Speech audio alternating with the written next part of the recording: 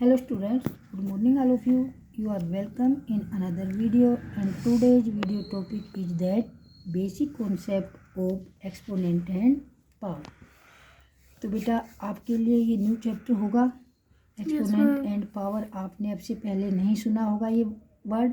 तो एक्सपोनेंट और पावर हम बताएंगे एग्जाम्पल के माध्यम से. जैसे मैंने लिखा, आपने कई बार देखा होगा, कहीं लिखे देखा होगा 6 raise power 5, A raise power 3, P raise power 6 या 9, कुछ भी हो सकता है. इस तरह कहीं ना आपने लिखे देखे होंगे, है ना.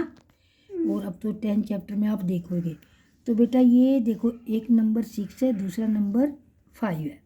तो ये 6 बेस होता है और ये 6 के ऊपर जो नंबर लिखा दूसरा, इसको क्या बोलते हैं? Exponent and power. या तो एक्सपोनेंट कहें या पावर. इसका मतलब होता है 6 नंबर को 6 की पावर 5 है, 6 को 5 टाइम मल्टीप्लाई करेंगे. Yes ma'am. 6 को हम 5 टाइम मल्टीप्लाई करेंगे. इसी प्रकार ए पावर रेज 3, ए को 3 टाइम मल्टीप्लाई करेंगे. पी पावर 6, पी को 6 टाइम. एक आपने 6th क्लास में पढ़ा होगा, जैसे आप एरिया निकालते हो तो आप वहाँ लिखते हो मीटर स्क्वायर, लिखते हो ना. मीटर स्क्वायर, मीटर के साथ ऐसे लिखा मिलता है मीटर स्क्वायर, सेंटीमीटर स्क्वायर लिखते हो ना. इसका मतलब होता है मीटर को मीटर से मल्टीप्लाई किया गया, है ना. मीटर को 2 बार मल्टीप्लाई किया गया, तो यही होता है. तो अब हम पढ़ेंगे बेसिक कॉन्सेप्ट ऑफ एक्सपोनेंट के. कुछ एक्सपोनेंट के लॉ होते हैं बेटा, उन लॉ के बारे में आज हम जानेंगे. एक्सरसाइज करने से पहले लॉ ऑफ एक्सपोनेंट ध्यान से समझेंगे. लॉ क्या होता है? बोलो मैम, लॉ ऑफ एक्सपोनेंट होता है. बोलो. लॉ ऑफ एक्सपोनेंट या पर लॉ होता है बेटा रूल, नियम. ठीक है. तो कुछ रूल के तहत हम इस चैप्टर को करेंगे. और पहला रूल क्या है बेटा, ध्यान से समझेंगे. बेस है A and power m into A power n. यहाँ पर क्या करना है, जब बेस सेम हो, बेस क्या हो? सेम. और बीच में मल्टीप्लाई का साइन हो, बीच में मल्टीप्लाई का साइन हो, तो उनकी पावर क्या हो जाती है? ऐड. पावर क्या हो जाती है? ऐड. तो हम इसको लिखेंगे, बेस को 1 टाइम लिखेंगे और m प्लस n. क्या आप m और n को ऐड कर सकते हो? मैम, m और n ऐसे लिखे जाएंगे. ऐसे लिखे जाएंगे, यानी कि जब वेरिएबल को ऐड करना हो तो हम ऐसे लिखते हैं. बट अगर हम इनकी पावर कांस्टेंट टर्म में ले लें, जैसे a की पावर 6 एंड a की पावर 3, तो यहाँ हम इनकी पावर को ऐड कर सकते हैं. पावर को बेस को 1 टाइम लिखेंगे, 6 प्लस 3, तो ये हो जाएगा हमारा a रेज पावर 9. समझ आ गया? Rule number 1. रूल नंबर 2 कौन सा है इसका? ए पावर m डिवाइड ए पावर n. अब रूल नंबर 2 में क्या डिफरेंस है?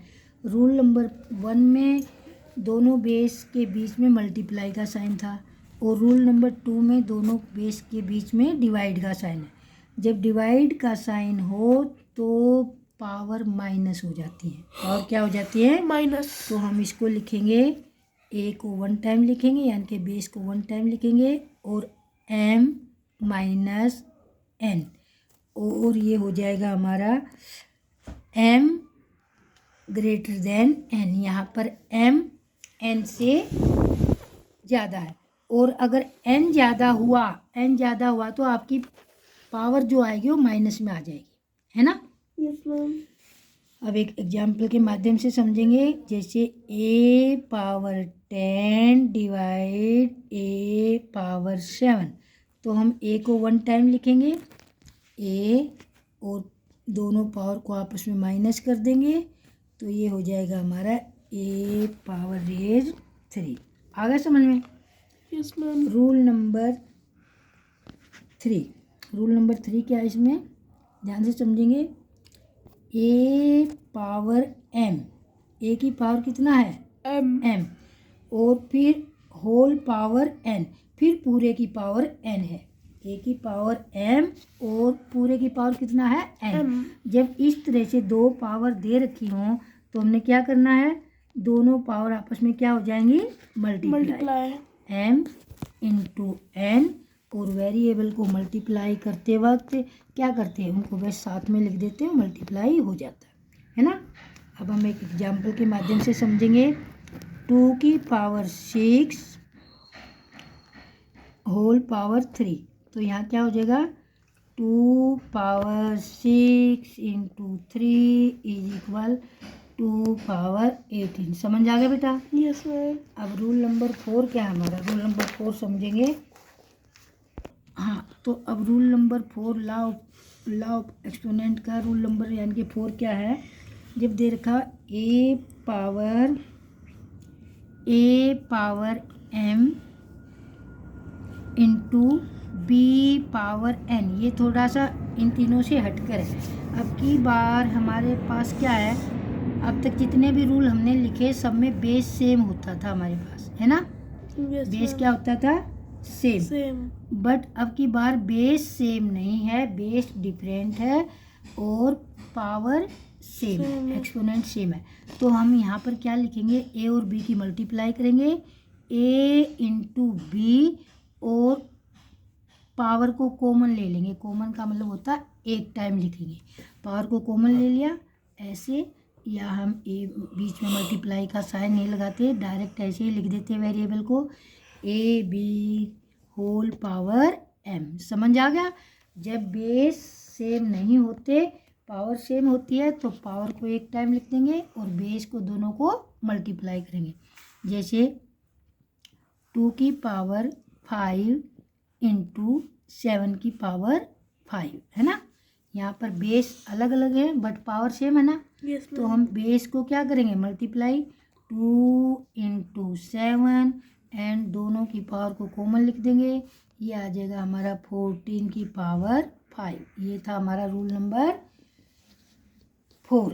अब रूल नंबर 5 क्या है बेटा हमारा, रूल नंबर 5 है हमारा a power m divide a power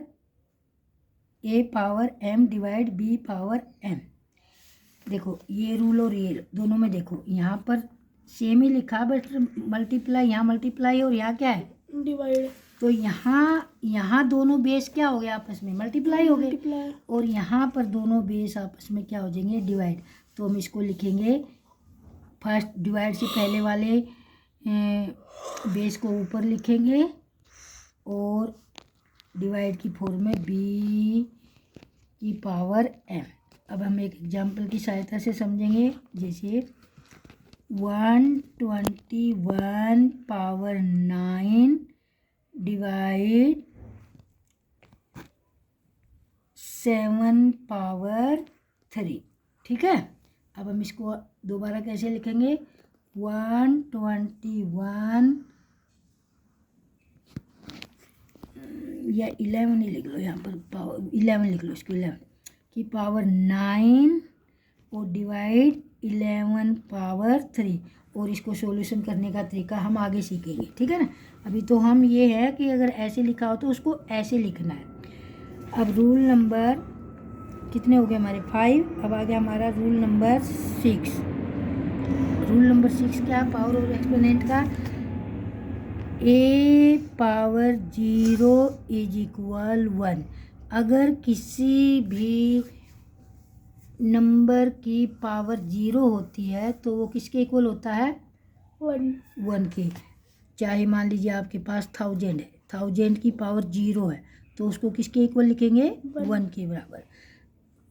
हमारे पास 141 है कि पावर 0, क्या लिखेंगे, 1 के। कितना भी बड़ा नंबर हो, अगर उसकी पावर 0 है तो उसकी वैल्यू क्या हो जाती है, क्या हो जाती है, 1। हाँ, जैसे एक एग्जाम्पल के माध्यम से हम समझते हैं, 2 की पावर 0 प्लस 3 की पावर 0 प्लस 5 की पावर 0।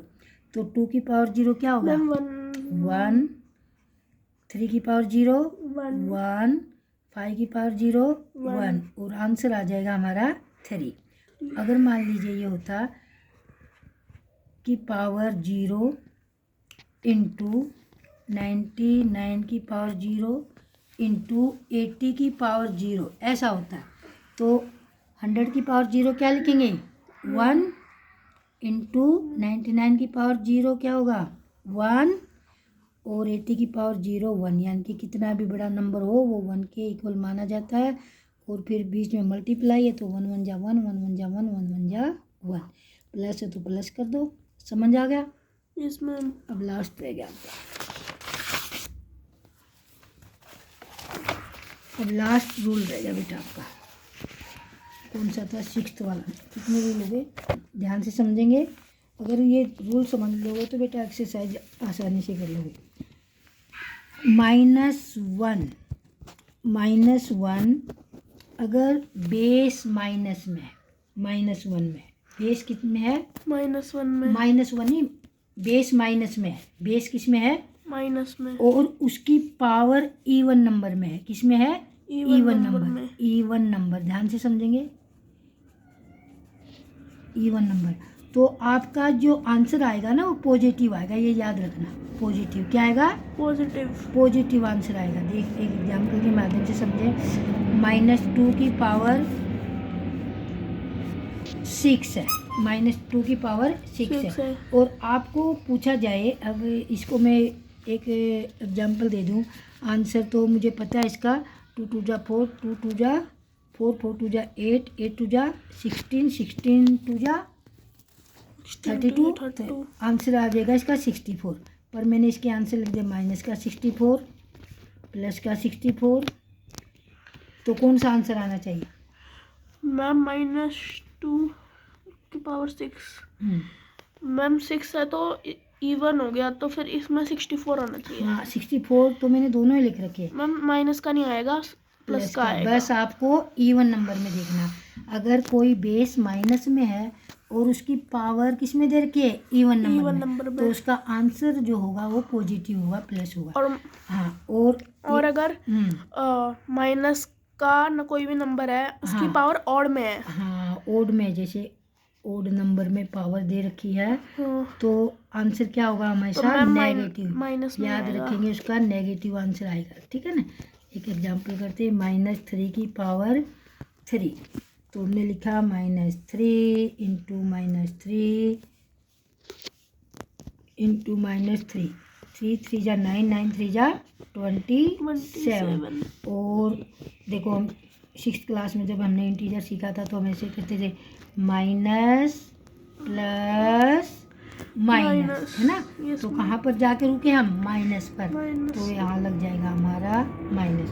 तो बेटा इसमें हमने ये सीखा है, बस ये देखना अगर इवन नंबर में आपकी पावर है, बेस माइनस का हो, जब बेस माइनस का हो और इवन पावर है, इवन नंबर में पावर है तो पॉजिटिव में आंसर आएगा, ओड नंबर में पावर है तो नेगेटिव में आंसर आएगा। मैम ये जो दोनों रूल है ना, ये जब काम करेंगे जब नंबर माइनस के होंगे तो। हाँ ये रूल माइनस में, बेस माइनस मैम जो क्वेश्चन होगा वो माइनस में होगा। हाँ बेस में, ठीक है। तो बेटा ये था आपका पूरे चैप्टर के बेसिक कॉन्सेप्ट ऑफ एक्सपोनेंट और पावर। इन्हीं को देखते हुए आपने पूरी एक्सरसाइज को समझना है। पहला रूल है बेस, एक बार फिर रिवाइज कर देती हूँ।